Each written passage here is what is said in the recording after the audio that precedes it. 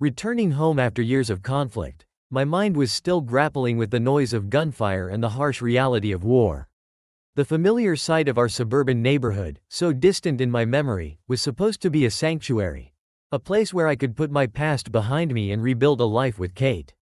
But as I stepped out of the cab and looked at the modest house that was supposed to be our refuge, a deep, gnawing unease settled in my stomach.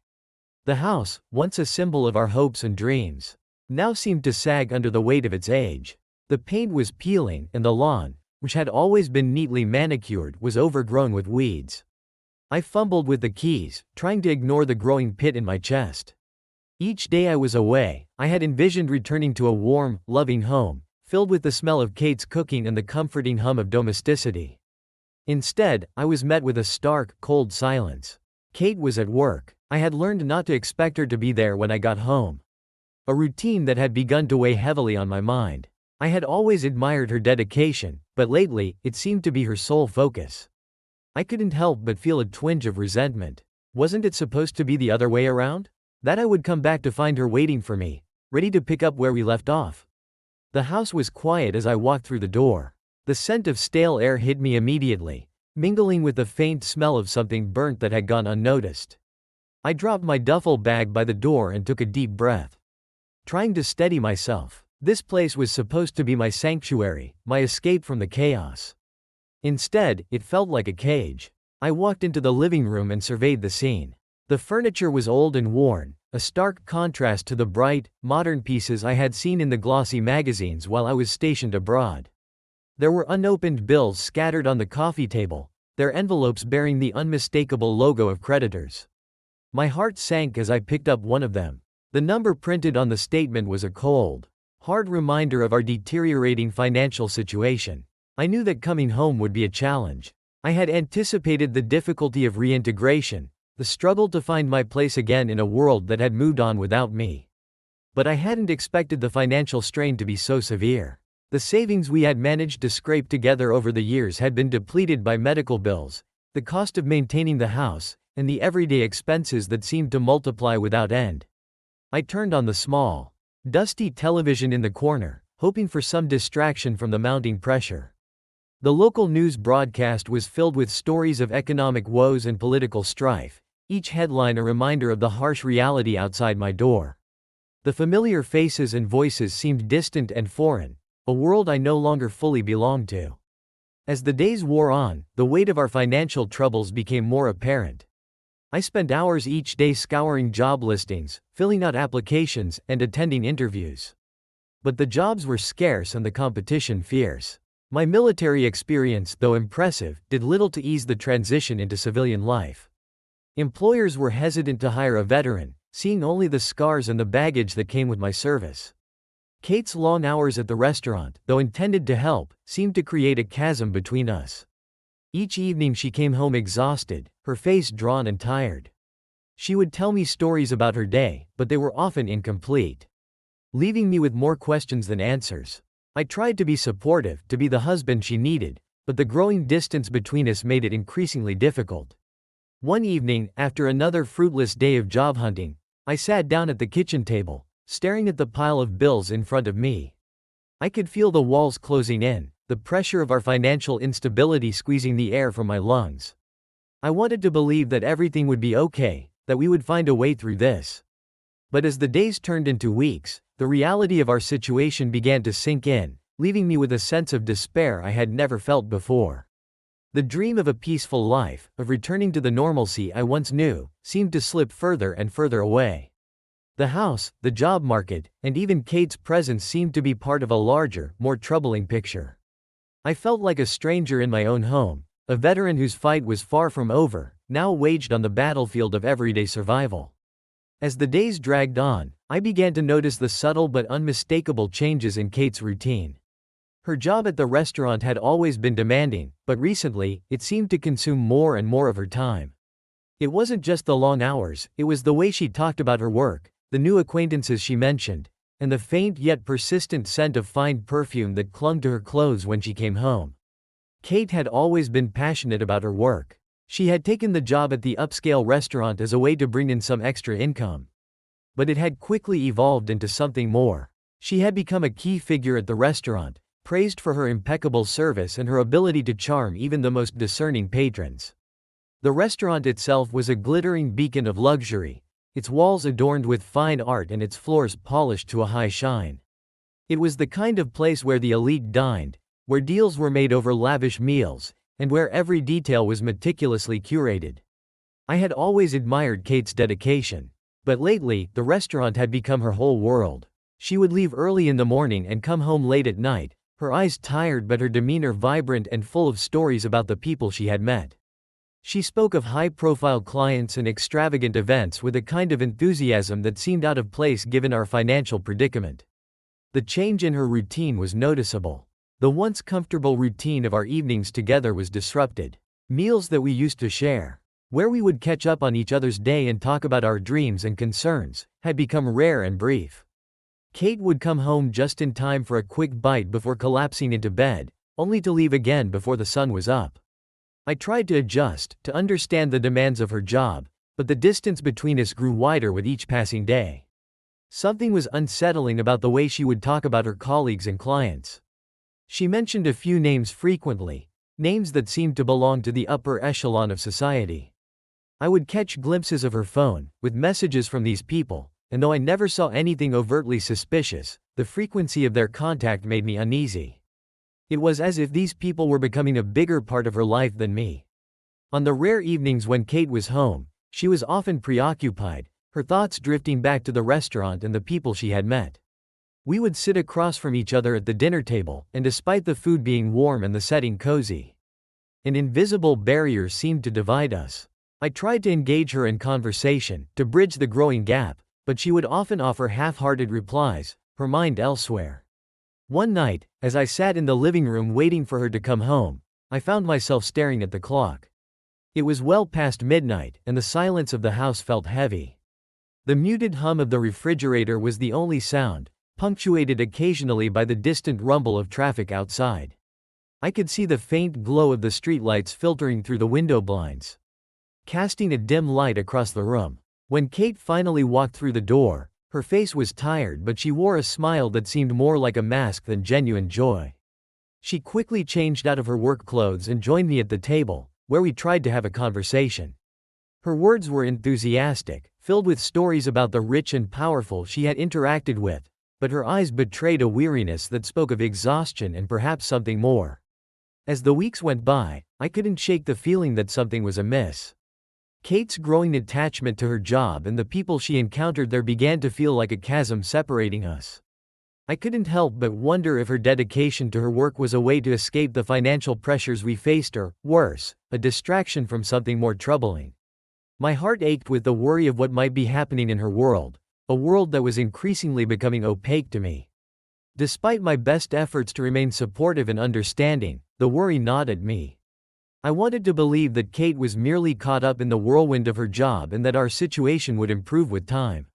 But as the nights grew longer and the distance between us seemed to widen, I found myself grappling with an unsettling fear that our problems were deeper than I had anticipated. Kate's work, which had once seemed like a lifeline, now felt like a growing chasm between us, and I was left to navigate the widening gap, hoping for some sign that our bond was not as fragile as it appeared. The opulence of the restaurant was something I had grown accustomed to hearing about, though I had never experienced it firsthand. Kate's tales of extravagant dinners and influential patrons had painted a picture of a world far removed from our struggles. Yet, I was unprepared for the reality of it when I finally encountered one of these influential figures in person. It was a rainy evening when I decided to visit Kate at the restaurant, hoping to surprise her and perhaps share a rare evening.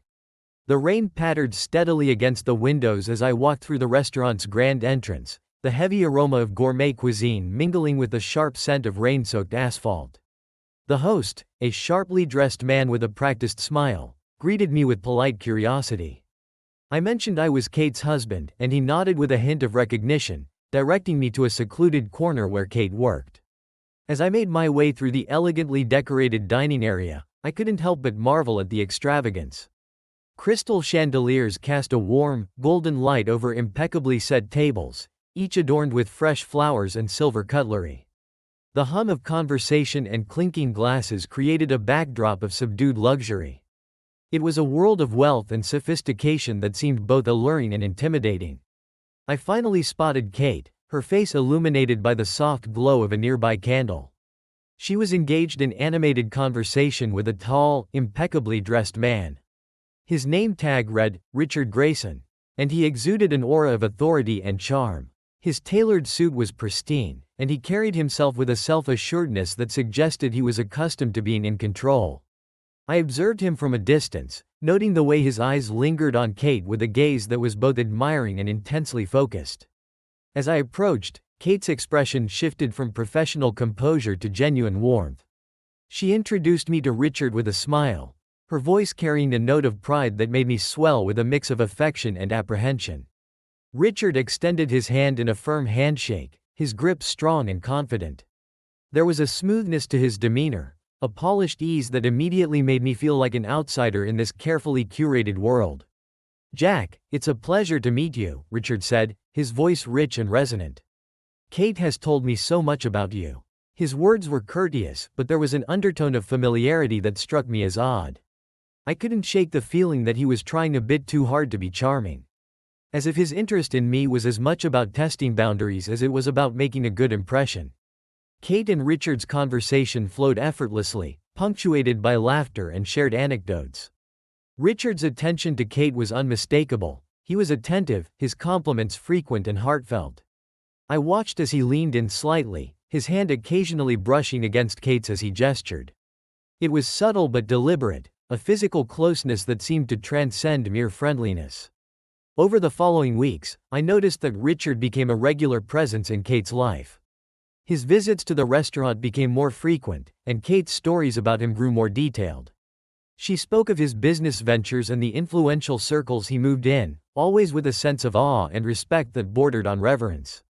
Richard's influence was evident in the way Kate's demeanor changed whenever she spoke of him. There was a spark in her eyes that I hadn't seen before. I tried to remain supportive, accepting that Kate's job required her to engage with high-profile clients. However, as Richard's presence became a more pronounced fixture in her life, I couldn't ignore the growing unease that gnawed at me. It wasn't just the frequency of his visits, it was the way Kate spoke about him with an admiration that seemed disproportionate. One evening, Kate returned home with a newfound excitement. She told me about a recent event at the restaurant where Richard had been the guest of honor. Her face lit up as she described the lavish affair, the glowing reviews, and the exclusive company. There was a spark of something in her voice, a heightened sense of importance that made me feel like an outsider peering into a world I didn't fully understand. I tried to mask my concerns, but the worry was palpable. Richard Grayson, with his wealth and influence, was becoming more than just a patron of the restaurant. He was inserting himself into Kate's life in a way that seemed increasingly personal. The interactions I witnessed were benign on the surface, but the undercurrents of their relationship hinted at something deeper. The more I observed, the more I felt a growing tension, a sense that Richard's interest in Kate was more than just professional admiration. There was an edge to his charm, a calculated allure that made me uneasy. As Kate continued to speak of him with enthusiasm, I couldn't shake the feeling that our lives were becoming entangled with forces beyond our control. The more I thought about it, the clearer it became that Richard was not just a figure from Kate's work life but a significant presence that could alter the course of our future. As I grappled with this realization, I knew that the delicate balance of our lives was shifting in ways that were both subtle and profound. The evening had started like any other, with the soft murmur of conversation and the clinking of glasses in the background as Kate and I shared a quiet dinner at home. It was one of the rare nights when Kate was home early. And I had hoped to make the most of it, to reconnect and discuss our situation. We had barely begun to eat when she received a phone call, one of those calls that had become more frequent lately. Kate's demeanor shifted as she answered, her voice taking on a professional tone that I had grown accustomed to hearing when she spoke about the restaurant. I watched her from across the table, trying to make out the words. From her side of the conversation, I could discern fragments of a conversation that seemed unusually intense. Her tone was urgent, and she kept glancing at me with a mix of unease and resolve. When she finally hung up, she took a deep breath, her eyes meeting mine with an expression that was both troubled and resolute. She hesitated for a moment before speaking, clearly weighing her words carefully. "Jack, I need to tell you something," she began, her voice carrying a note of seriousness that made me sit up straighter. Richard Grayson, he made me an offer today. My heart skipped a beat. Richard Grayson's name had become a frequent topic of conversation.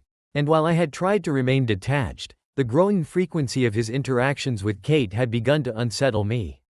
I could see the concern in her eyes, and I braced myself for what was to come. "What kind of offer?" I asked, my voice betraying a mix of curiosity and apprehension. Kate took a deep breath, her fingers fidgeting with the edge of her napkin. "He knows about our financial situation," she said slowly. "He's aware of how tight things have been for us since you came back. And he made me a proposition."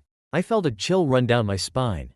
The last thing I wanted was to be entangled in anything dubious, especially with someone like Richard. "What kind of proposition?" I asked, my voice barely above a whisper. Kate looked down at her plate, her fingers nervously tapping on the edge. "He offered me a large sum of money, a substantial amount that could solve our financial problems. All I have to do is help him with a business matter." I could see the struggle in her eyes. The conflict between her desire to alleviate our financial burdens and the moral implications of accepting such an offer. "What kind of business matter?" I pressed, my mind racing to make sense of the situation. Kate hesitated before answering, her voice almost inaudible. "Richard wants me to help him get rid of a competitor. There's this other businessman who's been standing in his way, and he believes that removing him will benefit his business." My stomach churned at the implication of her words. "You mean, he wants you to help him with something illegal?" I asked, my voice thick with disbelief. Kate nodded slowly, her face flushed with a mix of embarrassment and guilt. "He didn't go into details, but it's clear that the means he's suggesting aren't exactly legal. But Jack, the money he's offering could change everything for us. It's enough to pay off our debts and give us a fresh start." I felt a wave of frustration and helplessness. The thought of Kate becoming involved in something shady, something that could potentially harm others and jeopardize our integrity, was overwhelming. And yet, I could see the temptation in her eyes, the desperation that came from our mounting financial troubles. "Have you agreed to anything?" I asked, my voice tight with concern. Kate shook her head quickly. "No, I haven't agreed to anything yet. I wanted to talk to you first. I don't want to make any decisions without your input." I looked at her, trying to process the gravity of the situation. Richard's offer was like a double-edged sword. It promised a solution to our immediate problems but came with risks that were far from trivial. The idea of Kate being involved in something so morally dubious was unsettling, and I couldn't shake the feeling that Richard's intentions were more self-serving than he let on. "We need to think this through," I said finally, my mind racing with possibilities. "This isn't just about money, Kate. It's about our values and our future.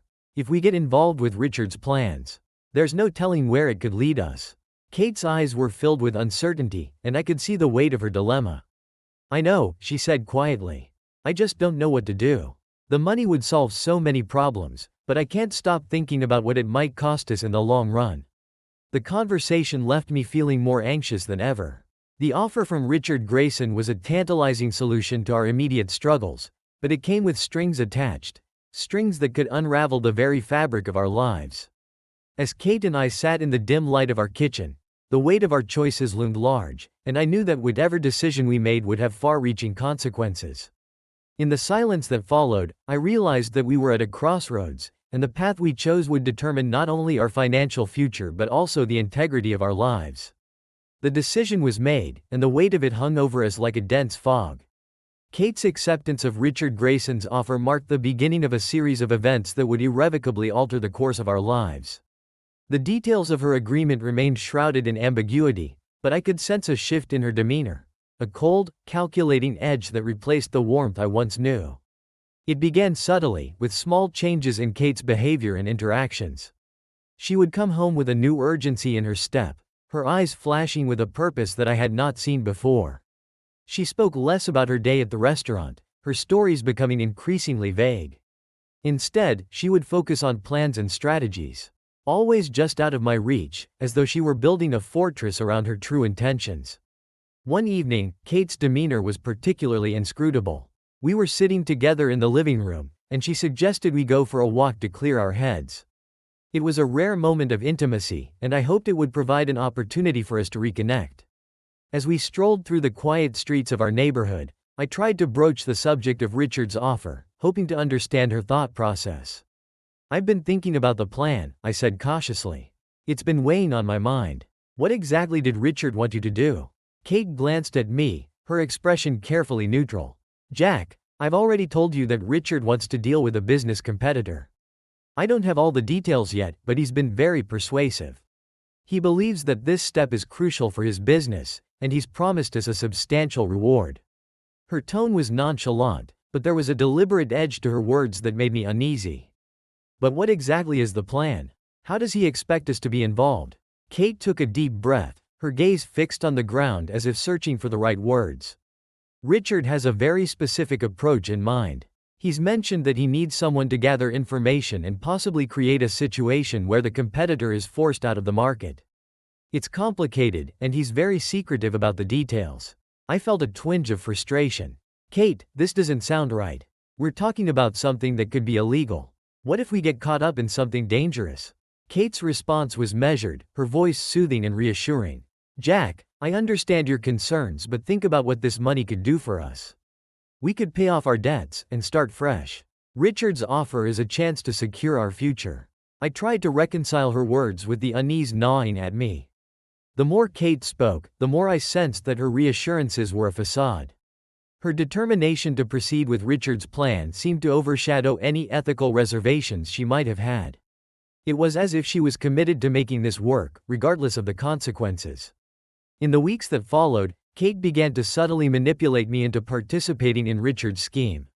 It started with seemingly innocent suggestions, accompanying her to meetings with Richard, offering insights into the competitor's operations, and eventually, becoming more directly involved in the tasks she was assigned. Her arguments were persuasive, often framed as necessary steps to protect our financial future. One evening, Kate suggested that I meet with Richard to discuss a potential opportunity. Her tone was casual, but there was an underlying insistence that made me uneasy. "Jack, Richard has asked to see you. He wants to discuss how you might be able to assist with some of the logistical aspects of his plan. It could be a way for you to contribute without getting too deeply involved." I was reluctant but felt pressured to comply. When I met with Richard, his demeanor was as polished and smooth as ever.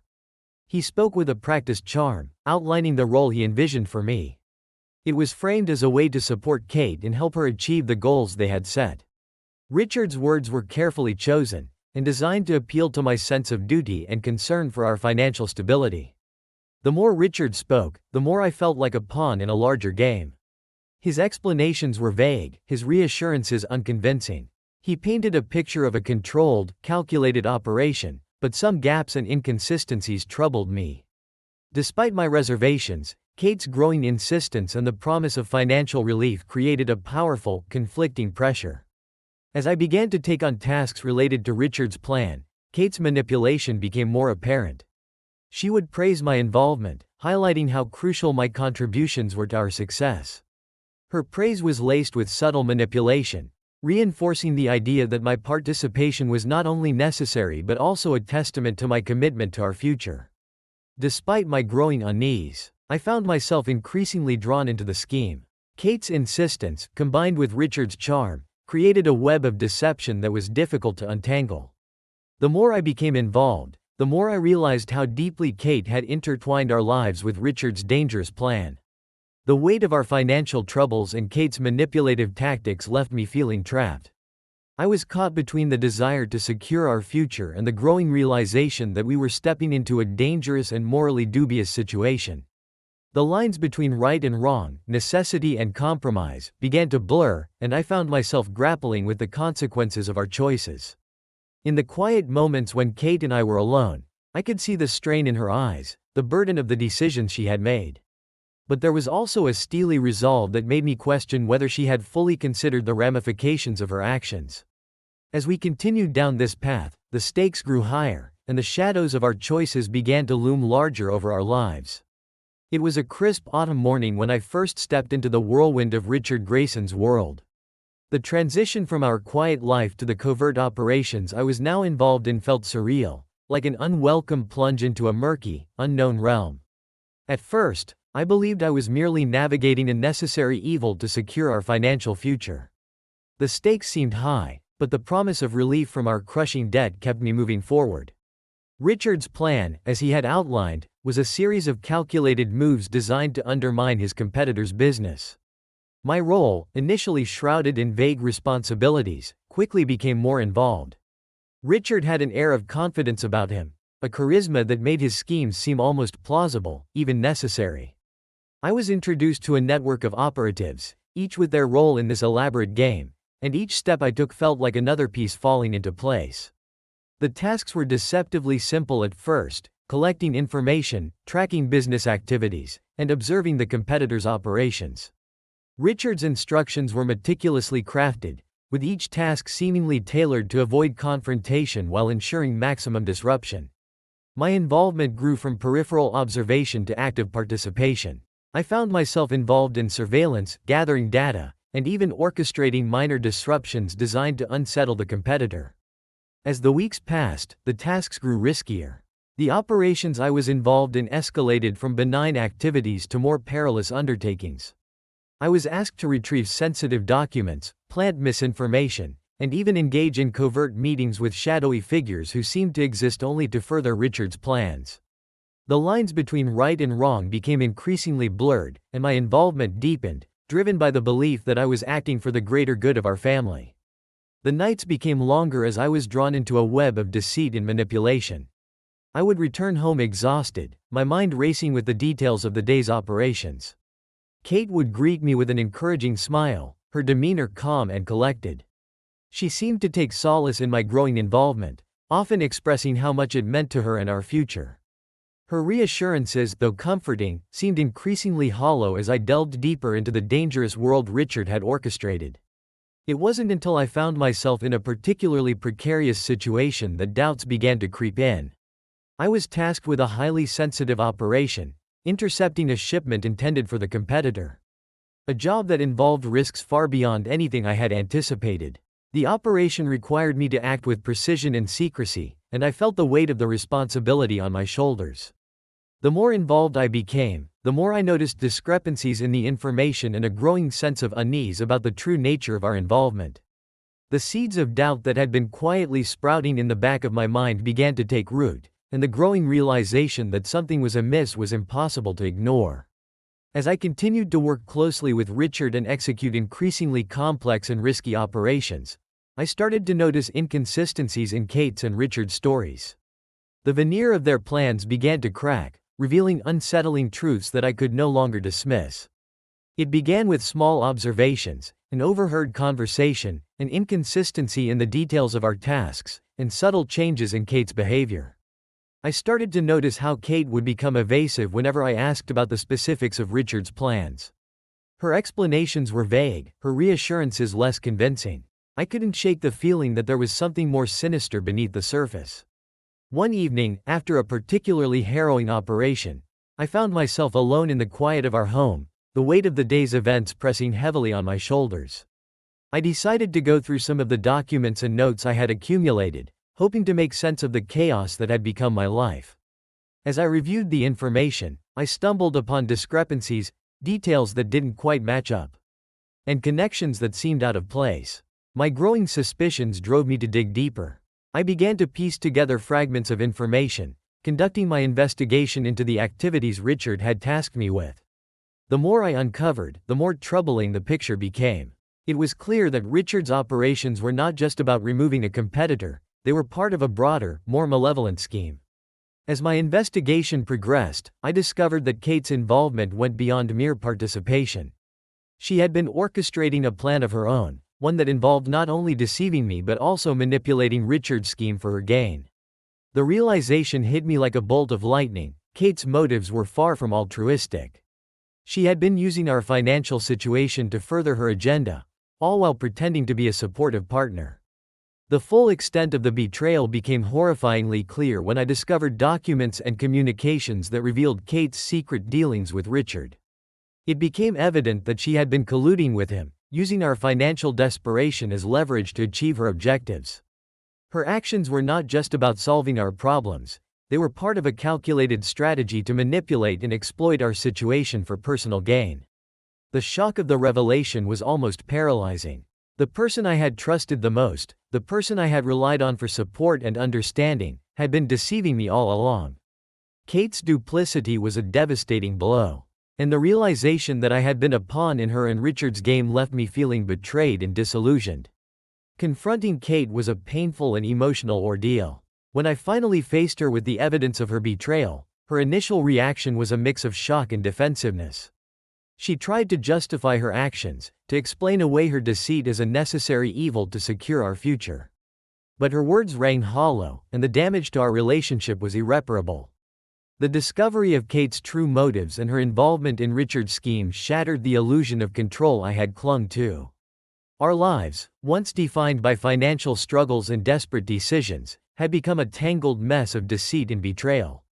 The path to redemption and justice now seemed more daunting than ever, and I knew that the only way forward was to confront the consequences of our actions and seek a way to make things right. The sting of betrayal and manipulation burned deeply within me, an indignant fury fueled by the realization that my wife and Richard Grayson had conspired against me. The delicate balance of my life had been shattered, and the trust I had placed in Kate had been cruelly exploited. My initial feelings of helplessness gave way to a steely resolve. If they had orchestrated their deceit so meticulously, I would respond with a plan of my own, one crafted with the precision and determination that my military training had instilled in me. The first step in my plan was to gather intelligence. With the skills I had honed during my years of service, I began to methodically collect evidence of Kate's and Richard's illegal activities.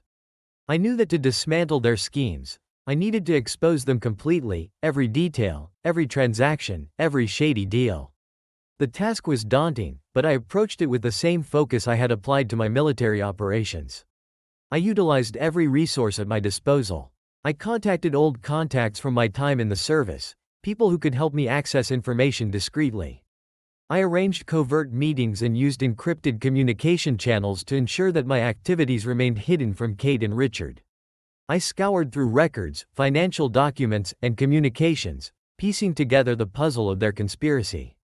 One of the most crucial aspects of my plan was to document the illegal transactions and the extent of Kate's and Richard's collusion. I needed to build a comprehensive dossier that would leave no room for doubt. I arranged for surveillance equipment to be discreetly placed in key locations, Richard's office, their meetings, and any other places where incriminating activities might take place. Every piece of evidence was meticulously recorded and stored, forming the backbone of my strategy for exposing them. With the evidence in hand, I began to strategize how best to reveal their actions to the world. The key was to target their reputation and financial standing, two things they valued above all else. I planned a multifaceted approach, aiming to strike at the heart of their operations and undermine their credibility. I contacted journalists and investigators known for their tenacity and integrity. These individuals had a reputation for uncovering corruption and injustice, and I knew they would be the perfect allies in my quest for retribution. I shared the evidence with them, carefully orchestrating the release of information to maximize its impact. The goal was to create a media storm that would force Kate and Richard into the public eye, exposing their deceit and illegal activities. In parallel, I reached out to Richard's business partners and clients, providing them with detailed information about the nature of his operations and the true extent of his and Kate's involvement. The aim was to create a ripple effect that would sever Richard's ties with his network and leave him isolated. I knew that by targeting his relationships and financial resources, I could significantly diminish his power and influence. The final piece of my plan was to confront Kate directly. I needed her to understand the gravity of her actions and to face the consequences of her betrayal. With the evidence in hand, I arranged a confrontation that would force her to reckon with the reality of her choices. It was a painful decision, but I knew it was necessary to achieve closure and justice. The day of reckoning arrived with a surge of adrenaline and a sense of grim satisfaction. The culmination of weeks of planning and preparation was about to unfold. As I watched the news reports and read the headlines that detailed the explosive revelations about Richard Grayson and Kate, a mixture of relief and vindication washed over me. The media frenzy that ensued was both intense and gratifying. News outlets across the country reported on the scandal, dissecting every detail of Richard's illegal operations and Kate's complicity. The evidence I had gathered was laid bare for the public to see, and the revelations sent shockwaves through the business and social communities that had once supported them. Richard's empire began to crumble rapidly. His business partners distanced themselves, and his clients withdrew their support. The once powerful figure found himself facing a barrage of legal challenges and public outrage. The very foundation of his influence was eroded as the extent of his misconduct came to light. The financial repercussions were immediate and severe, with his assets being seized and his reputation in tatters. Kate's downfall was no less dramatic. The public's reaction was one of betrayal and outrage, and the spotlight that once illuminated her in admiration now cast a harsh glare on her actions. The exposure of her involvement with Richard and her manipulation of our situation led to a cascade of consequences: loss of professional opportunities, social ostracism, and the dissolution of her credibility. Her attempts to justify her actions were met with derision and disbelief. The confrontation with Kate was a poignant and cathartic moment. I presented the evidence to her, forcing her to confront the full extent of her betrayal. The pain in her eyes was matched only by the regret and remorse that seemed to settle over her. Our conversation was fraught with emotion and bitterness, but I needed to assert my dignity and make clear that her actions had irreparably damaged our relationship. As I watched the pieces fall into place, I felt a sense of closure. The battle for justice had been arduous and fraught with personal cost, but the satisfaction of seeing Richard and Kate face the consequences of their actions was a powerful reminder of the importance of integrity and honor. The road to redemption was long, but I had reclaimed my dignity and restored a sense of justice that had been so cruelly violated. In the aftermath of the scandal, I began the process of rebuilding my life. The journey was far from easy, but I faced it with the resolve and determination that had guided me through the darkest times. The lessons learned and the scars endured would remain, but I emerged with a renewed sense of purpose and an unshakable commitment to living with integrity and honor. The aftermath of the scandal was a whirlwind of chaos and change, but amidst the turmoil, a sense of resolution began to take shape. The exposure of Richard Grayson's and Kate's machinations had brought the justice I sought. But the true challenge lay in the path forward. With their deceit laid bare and their lives in disarray, I faced the daunting task of rebuilding my own life, a task that would test my resilience and redefine my future. The priority was to reclaim my sense of self and my integrity. The intense period of confrontation and exposure had taken its toll, and I needed to find a way to reconnect with who I was before the betrayal. I took time to reflect on my experiences, seeking solace in the familiar routines and the quiet moments that once brought me peace. I reconnected with old friends and colleagues, finding support and perspective in those who had stood by me during the tumultuous times. Rebuilding my life involved not only restoring my emotional well-being but also addressing the practical aspects that had been overshadowed by the crisis. Financial stability was a pressing concern, and I worked diligently to secure employment and restore my financial footing. The process was slow and challenging, but each step forward was a testament to my resolve and determination. As I worked on piecing my life back together, I faced the question of how to deal with Kate. The betrayal had inflicted deep wounds, and while the immediate aftermath had been dominated by anger and hurt, I knew that healing required more than just personal resolution. It required addressing the relationship that had been so profoundly damaged. I decided to reach out to Kate, seeking an opportunity for dialogue and understanding. The decision was not made lightly, but I felt that confronting the past and seeking closure was essential for my peace of mind. I arranged to meet with her, hoping to have an honest and open conversation about what had transpired and the way forward. The meeting was emotionally charged. Kate appeared vulnerable, her once confident demeanor replaced by a mixture of regret and sorrow. We spoke openly about the past, about the choices she had made, and the impact they had on both of us. The conversation was difficult, fraught with raw emotions and painful truths. Kate expressed her remorse, acknowledging the depth of her mistakes and the hurt she had caused. Despite her apologies and attempts to make amends, the wounds were too deep for a simple reconciliation. The betrayal had altered the foundation of our relationship in ways that could not be easily repaired. I realized that while forgiveness was possible, it did not necessarily mean that a return to our previous relationship was feasible. The trust that had been broken could not be easily restored. As the conversation concluded, it became clear that the time had come to close this chapter of my life. I decided to end our relationship, recognizing that moving forward required a clean break from the past. It was a painful but necessary step, one that allowed both of us to start anew and pursue our separate paths with the hope of healing and growth. With the resolution of my relationship with Kate, I turned my focus entirely to the future. The process of rebuilding was ongoing, but each day brought new opportunities for growth and renewal. I channeled my energy into pursuits that aligned with my values and passions, finding fulfillment in new endeavors and connections. I embraced a future that was both uncertain and full of promise, guided by the lessons learned and the strength gained from the trials I had faced. The journey to restore justice had been arduous, but it had also provided clarity and direction. As I moved forward, I carried with me a renewed sense of purpose and an unwavering commitment to living with integrity and honor. The experiences of the past had shaped me, but they did not define me.